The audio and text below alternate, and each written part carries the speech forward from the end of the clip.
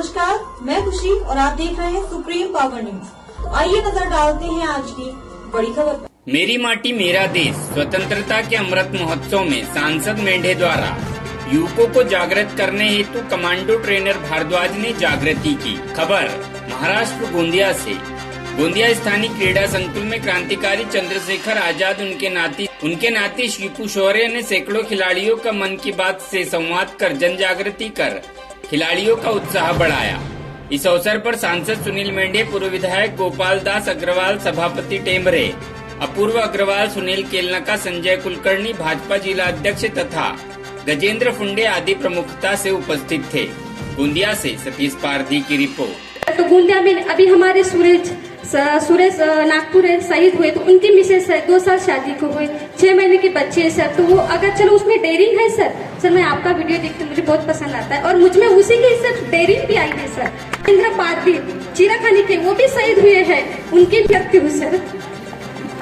हाँ, तो इस प्राइवेट में जाते हैं सर, हॉस्पिटल में उनको ऑपरेशन कराना है तो प्राइवेट में जाते। अभी उन्हीं के बच्चे की तबीयत खराब थी तो उतना पैसा खर्च करते, वो तो शहीद हुए ना सर, उनको फैसिलिटी मिल रही है। तो गोंदिया में हॉस्पिटल आना चाहिए, कैंटीन आना चाहिए सर। सर बहुत बहुत धन्यवाद आपका मैम। प्लीज विराजिए। 2 चीजें हैं, आपने कहा कि कैंटीन आना चाहिए, ठीक है। ये विषय किसके आता है? रक्षा मंत्रालय के अंडर में आता है, करेक्ट। आप व्यक्ति के तौर पर मैं बताता हूँ, कितने लोग ऐसी चीज बैठिए मैम, लिखने का आपके बिहाफ पे कोई नहीं लिख सकता, क्योंकि मंत्रालय के अंडर में जो एम्प्लॉय है वो लिख सकता है। तो आपको पत्र लिखना चाहिए पहले, तो सांसद जी के थ्रू जाता है वो, क्योंकि सबसे सरल माध्यम है कि बेटा ये रुमाल हटा दो। इतने आर्मी के परिवार है, देखिए बात होती है बात रखना, उस पर क्या हो क्या नहीं हो वो कौन निर्णय लेता है? वो सरकारों का निर्णय। लेकिन आप अगर 1000 लोग ये बात लिखेंगे तो वो आंदोलन बनता है।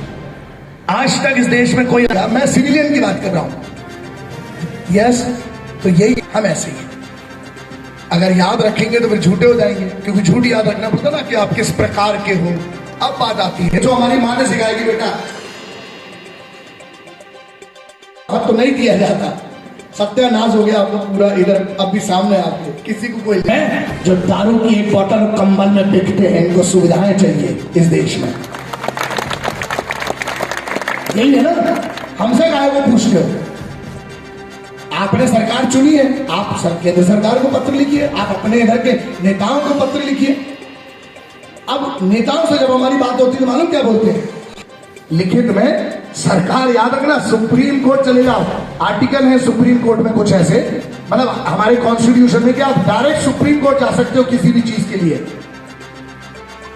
बड़े बड़े लोग जेल गए, सिर्फ 2 बच्चियों ने पत्र लिख दिया था, हमारे साथ दुराचार हुआ, उन बच्चियों ने सुप्रीम कोर्ट में पत्र लिख दिया था, सिर्फ बर्बाद हो गए बड़े बड़े सल्तनत वाले। तो मिलकर करना पड़ेगा, अकेले ना आपसे होगा ना अकेले हमसे होगा।